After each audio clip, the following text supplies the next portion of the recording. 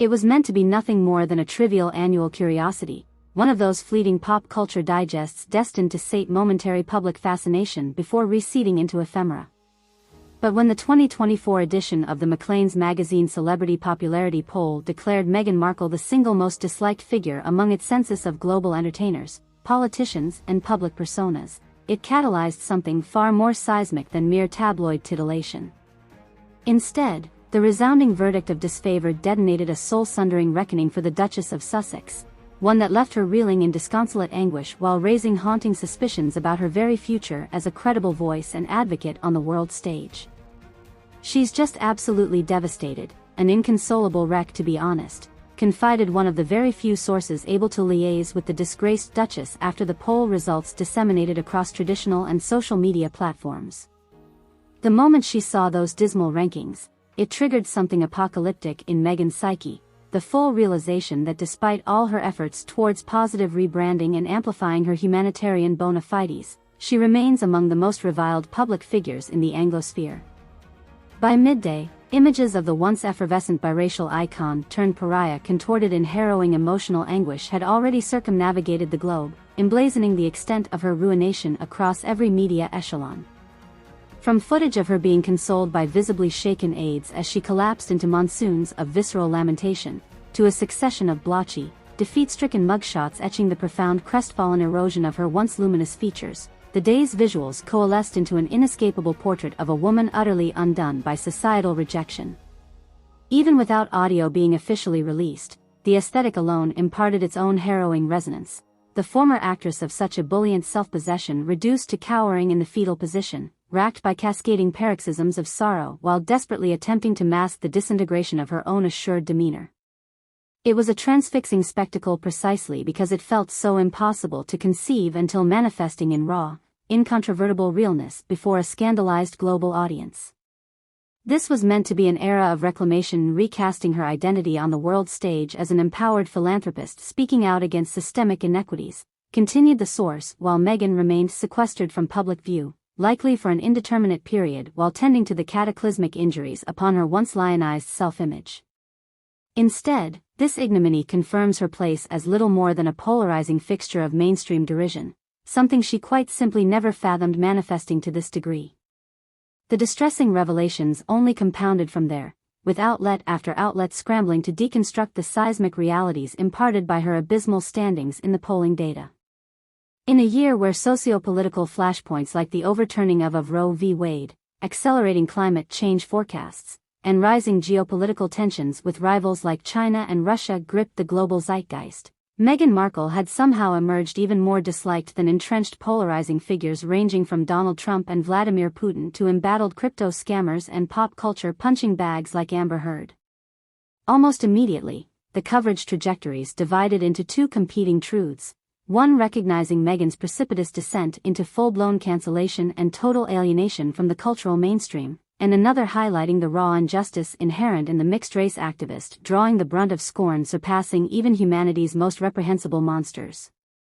But regardless of posture and attempts to reframe the most disliked data into more palatable veneers, the searing sting of rejection crystallized as an inescapable reality. A cancellation process can really only be deemed fully complete when a figure loses virtually all residual goodwill and credibility from their professed base, and when it comes to Meghan Markle, it seems that Rubicon has now been crossed, explained commentator Alisha Ezemuir during a roundtable on CBC's Power and Politics program dissecting the fallout.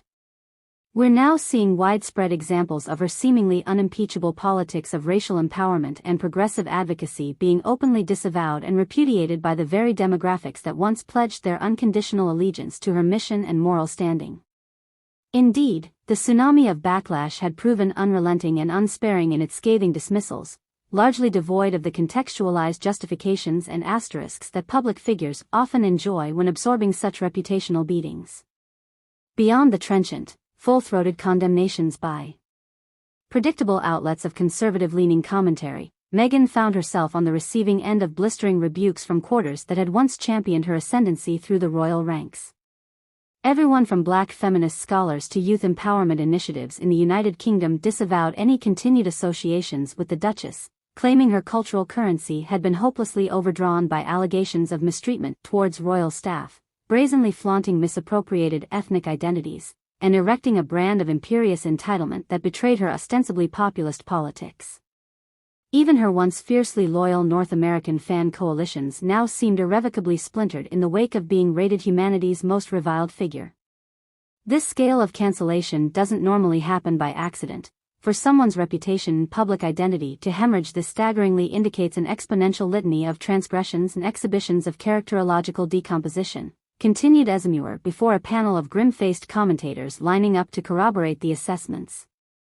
And when looking at her path from racial justice advocate with unprecedented mainstream platforms to now finding herself outpolled as more disliked than Donald Trump in progressive urban centers like Toronto and Vancouver, all signs point to Meghan Markle validating her absolute worst critic's most sinister caricatures. With the 360-degree abandonment rapidly calcifying into an inescapable reality, attention swiveled to how the twice Duchess could possibly pivot forward in the wake of such a scarring cultural repudiation. Initial prognostications were bleak, Meghan's implosion having torched any residual benefit of the doubt or esteem needed to rehabilitate her credibility and leadership standing. From her purported passion projects around gender equity, youth outreach and destigmatizing mental health advocacy being dismissed as irreparably tainted sources, to the once voracious appetite for any entrepreneurial or commercial endeavors conferred upon her fading into utter disinterest, the sands appeared to have fully drained from the reputational hourglass. But as dismally as the near-term prospects for reascendancy appeared, those advisors still conversant with the Duchess' headspace insisted that Meghan herself had already receded into a near catatonic despair that suggested an existential reckoning even direr than mere professional reinvention. This persona she attempted to embody as a voice of moral authority, an inspirational change agent, that whole identity has now been atomized in a way that can't simply be reconstituted through new branding campaigns or recalibrated imaging initiatives. The intimate counselor continued as the mournful Duchess remained quarantined in private quarters, rumored to have shut out nearly all external voices and human contact beyond a scant few intimates.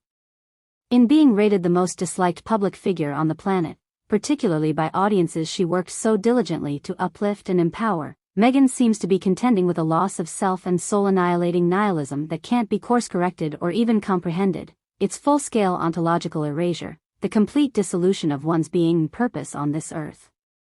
As the wounded Duchess reportedly remained entrapped in the throes of an escalating dissociative depersonalization episode, sequestered from public scrutiny while allies marshaled damage control contingencies, the sordid events marked something far surpassing a mere celebrity nadir or momentary embarrassment. What had transpired seemed to lacerate the very core of what it means to possess personhood itself, with Meghan's entire lived experience and projected missionary path cratering amidst revelations of her being broadly reviled on scales exponentially surpassing even history's greatest monsters. Under such existentially obliterating circumstances, the very concepts of reputation rehabilitation and ream